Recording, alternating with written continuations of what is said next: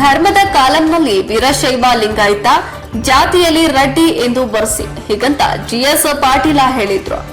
ಇಂದು ಗದಗ ಜಿಲ್ಲಾ ಪತ್ರಿಕಾ ಭವನದಲ್ಲಿ ಸುದ್ದಿಗೋಷ್ಠಿ ನಡೆಸಿ ಮಾತನಾಡಿದ ಅವರು, ಕೆಲವರು ನಮ್ಮ ಧರ್ಮದ ಬಗ್ಗೆ ಧರ್ಮದ ಕಾಲಂನಲ್ಲಿ ಹಿಂದೂ ಎಂದು ಬರೆಸಿ ಜಾತಿ ಕಾಲಂನಲ್ಲಿ ರೆಡ್ಡಿ ಎಂದು ಹೇಳ್ತಿದ್ದಾರೆ. ಆದ್ರೆ ಅದು ನಮ್ಮ ರೆಡ್ಡಿ ಸಮುದಾಯದ ಜನರು ಇದನ್ನ ತಿಳಿದುಕೊಳ್ಳಬೇಕು. ಜಾತಿ ಗಣತಿ ಮಾಡಿಸಲು ಬಂದಾಗ ಧರ್ಮದ ಕಾಲಂನಲ್ಲಿ ವೀರಶೈವ ಲಿಂಗಾಯತ ಅಂತ ಬರೆಸಿ ಎಂದು ತಿಳಿಸಿದ್ರು. ಇತ್ತೀಚೆಗೆ ಬಂದ ವರದಿ ಪ್ರಕಾರ ವೀರಶೈವ ಲಿಂಗಾಯತ ಸಮಾಜದ ಸಂಖ್ಯೆ ಬಹಳ ಕಡಿಮೆ ಬಂದಿದೆ. ಹಾಗಾಗಿ ನಮ್ಮ ವೀರಶೈವ ಲಿಂಗಾಯತ ಧರ್ಮದಲ್ಲಿ ಬಹಳಷ್ಟು ಪಂಗಡಗಳು ಇದ್ದಾವೆ.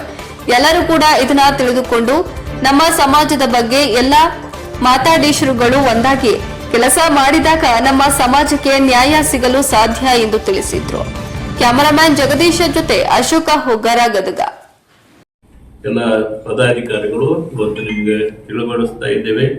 ಅದಕ್ಕೆ ಆ ರೀತಿಯಾಗಿ ಇನ್ನು ಮುಂದೆ ಆ ರೀತಿಯಾಗಿ ನೀವು ನಮೂದಿಸಬೇಕಂತೇಳಿ ನಾನು ಈ ಸಂದರ್ಭದಲ್ಲಿ ಕೇಳ್ಕೊತಾ ಇದ್ದೇನೆ. ಈ ಸಮಾಜದ ಪತ್ರಿಕಾಗೋಷ್ಠಿಯಲ್ಲಿ ಭಾಗವಹಿಸಿರ್ತಕ್ಕಂಥ ಎಲ್ಲ ನಮ್ಮ ಜಿಲ್ಲಾಧ್ಯಕ್ಷಗಳೇ, ನಮ್ಮ ಗೌರವಾಧ್ಯಕ್ಷರಾಗಿರ್ತಕ್ಕಂಥ ನಾವು ವೀರಶೈವ ಲಿಂಗಾಯತ ರೆಡ್ಡಿ ಸಮಾಜದ ಬಂಧುಗಳು ವಾಸಿಸ್ತಕ್ಕಂಥದ್ದನ್ನು ನಿಮ್ಮ ಗಮನಕ್ಕೆ ನಾವು ತರಬಯಸ್ತಾ ಇದ್ದೇವೆ. ಅದರಲ್ಲೂ ವಿಶೇಷವಾಗಿ ಉತ್ತರ ಕರ್ನಾಟಕದ ಬಹುತೇಕ ಜಿಲ್ಲೆಗಳಲ್ಲಿ ನಾವೆಲ್ಲ ವಾಸಿಸ್ತಕ್ಕಂಥದ್ದು ಶಿವಶರಣೆ ಹೇಮರೆಡ್ಡಿ ಮಲ್ಲಮ್ಮನವರ ಏನು ಆಶೆ ಇತ್ತು, ಆ ಆಶೆಗೆ ಅನುಗುಣವಾಗಿ ನಾವಿವತ್ತು ನಮ್ಮ ಕೆಲಸವನ್ನು ನಾವು ಮಾಡ್ತಕ್ಕಂಥದ್ದನ್ನು ನಿಮ್ಮ ಗಮನಕ್ಕೆ ನಾವು ತರಬೇಕಾಗ್ತದೆ. ಈಗಾಗಲೇ ಸುಮಾರು ಸರ್ಕಾರವು ಕೂಡ ಜಾತಿ ಗಣತಿಯನ್ನ ಮಾಡ್ತಕ್ಕಂಥದ್ದಾಗಿರ್ಬೋದು, ಜನಗಣತಿಯನ್ನು ಮಾಡ್ತಕ್ಕಂಥದ್ದನ್ನ ನಾವೆಲ್ಲ ನೋಡಿದ್ದೇವೆ. ಕೆಲವು ಜನ ನಾವು ಈಗ ಹಿಂದೂ ರೆಡ್ಡಿ ಬರೀರಿ ಅಥವಾ ಬರೀ ರೆಡ್ಡಿ ಅಂತ ಬರೆಸ್ತಕ್ಕಂಥದ್ದನ್ನ ಅಂದ್ರೆ ಸಣ್ಣ ಒಂದು ಉದ್ದೇಶಕ್ಕೆ ಅದರಿಂದ ನಮಗೆ ಸರ್ಕಾರದ ಸೌಲಭ್ಯಗಳು ಸಿಗುತ್ತಾವೆ ಅಂತಕ್ಕಂಥ ಒಂದು ವಾತಾವರಣವನ್ನ ಪ್ರತಿಬಿಂಬಿಸ್ತಕ್ಕಂಥದ್ದನ್ನ ಈಗಾಗಲೇ ನಾವು ಕಳೆದ ವಾರದಿಂದನೂ ಕೂಡ ನಾವು ನೋಡ್ತಾ ಇದ್ದೀವಿ.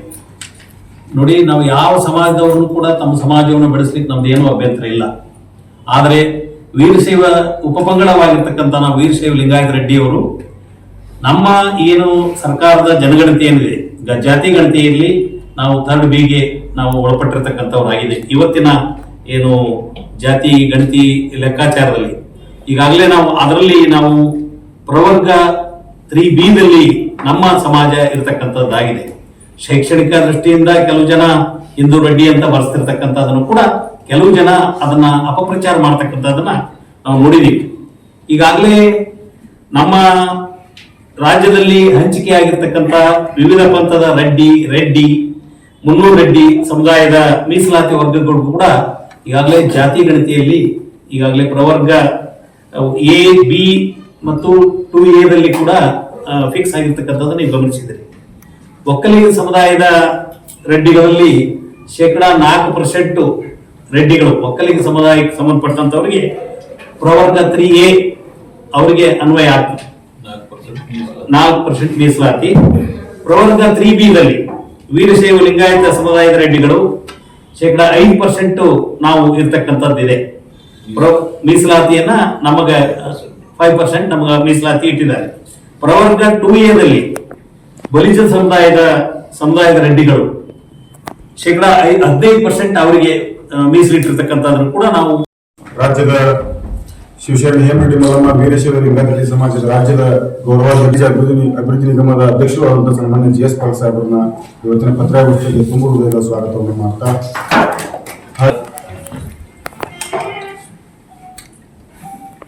ಈಗಾಗಲೇ ಕರ್ನಾಟಕ ರಾಜ್ಯದಲ್ಲಿ ಮತ್ತು ಭಾರತ ದೇಶದಲ್ಲಿ ಹೊಸ ಜನಗಣತಿಯ ಒಂದು ಕಾರ್ಯಕ್ರಮ ಪ್ರಾರಂಭ ಆಗುವ ವಿಚಾರದಲ್ಲಿ ಇವತ್ತು ನಾವು ರೆಡ್ಡಿ ಸಮಾಜದವರು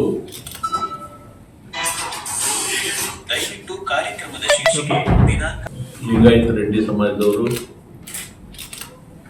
ಮುಂದೆ ನಾವೆಲ್ಲ ಯಾವ ರೀತಿಯಾಗಿ ನಮ್ಮ ಸದಸ್ಯತ್ವವನ್ನು ನೋಂದಣಿ ಮಾಡಬೇಕು ಅನ್ನೋ ವಿಚಾರದಲ್ಲಿ ನಮ್ಮ ಸಮಾಜದ ಎಲ್ಲ ಬಂಧುಗಳಿಗೆ ಒಂದು ಕರೆಯನ್ನು ಕೊಡಬೇಕನ್ನೋ ವಿಚಾರದಲ್ಲಿ ಇವತ್ತು ಈ ಪತ್ರಿಕಾಗೋಷ್ಠಿಯನ್ನು ಇಲ್ಲಿ ಕರೆಯಲಾಗಿದೆ. ವಿಶೇಷವಾಗಿ ನಮಗೆಲ್ಲ ತಿಳಿದ ಹಾಗೆ ಈ ವೀರಶೈವ ಲಿಂಗಾಯತ್ ರೆಡ್ಡಿ ಸಮಾಜ ಬಹಳ ಪ್ರಾಚೀನ ಕಾಲದಿಂದ ನಮ್ಮ ವೀರ ಶೈವ ಸಾಂಸ್ಕೃತಿಕ ಆಚರಣೆಗಳನ್ನು ಆಚರಿಸುತ್ತಾ ಇಷ್ಟಲಿಂಗ ಪೂಜೆಯನ್ನ ಮಾಡ್ಕೊಂತ ಬಂದಿದ್ದೇವೆ ನಾವು. ಇಂಥ ಒಂದು ಆಮೇಲೆ ನಮ್ಮದೇ ಆದಂಥ ವಿಧಿವಿಧಾನಗಳು ಒಂದು ಸರಣಿಯನ್ನ ಕೂಡ ನಾವು ಹೊಂದಿದ್ದೇವೆ.